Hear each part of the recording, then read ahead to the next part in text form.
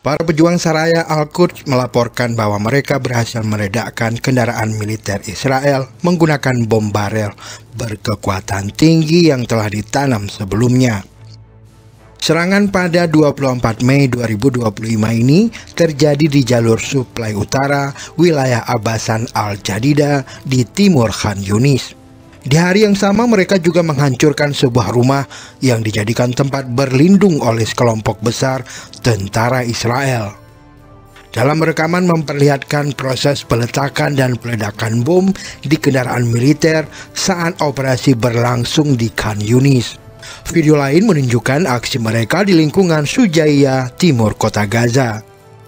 Dalam rekaman tersebut tampak para pejuang menempatkan bahan peledak di beberapa sudut rumah, lalu menyergap tentara Israel yang masuk dengan berjalan kaki.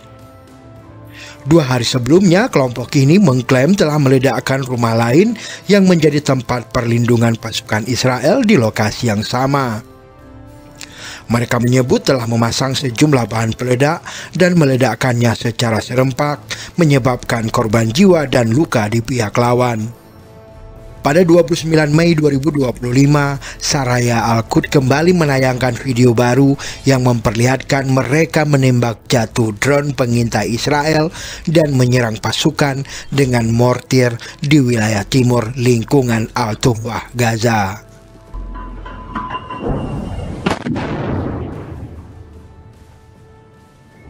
Allahu Akbar.